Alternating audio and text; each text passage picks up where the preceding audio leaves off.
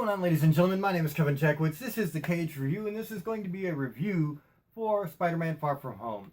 Now, it's been a while since this movie has come out. I'm just catching up on a lot of things. I haven't been able to post for 2 months, so I wanted to come back. I'm definitely not going to miss any of the Marvel movie reviews. So, I did get a chance to go see Spider-Man Far From Home when it was out in theaters, and I'm not going to spend too much time on the non-spoiler. I'm going to save a lot of it for the spoiler review. The biggest things that I will tell you is that I really love Tom Holland as Spider-Man. I think he's the best one yet. I really do. He's an amazing actor. I really like Zendaya too as MJ. I think she's really killed the role, honestly. Very impressed with her.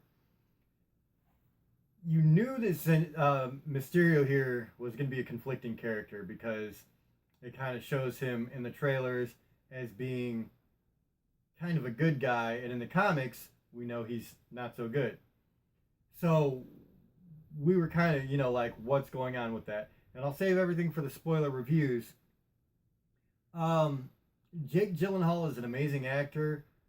I kind of feel like this was kind of one note for him, though.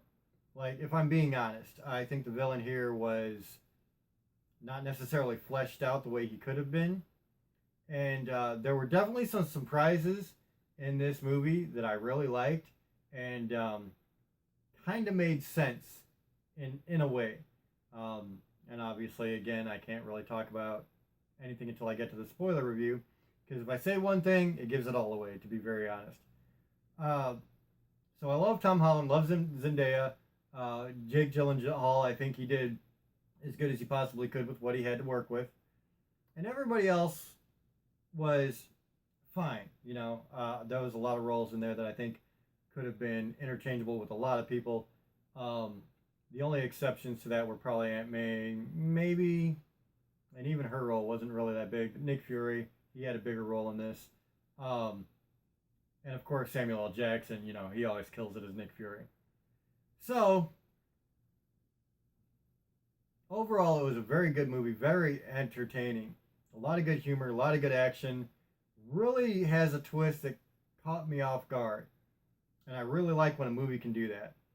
So, it was really good for me.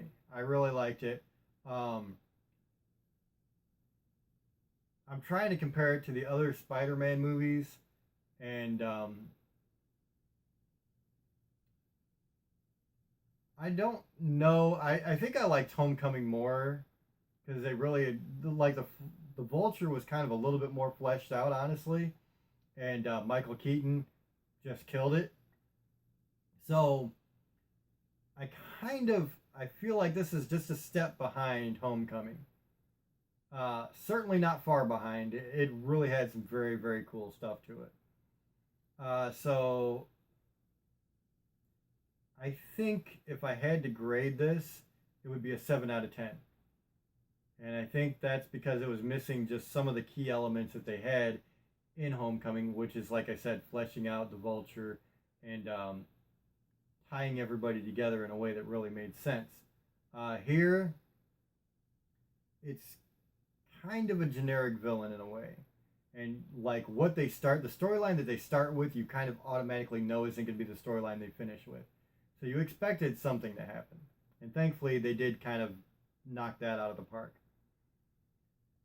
So, ladies and gentlemen, I think 7 out of 10 is fair. It was very good. I was very entertained by it.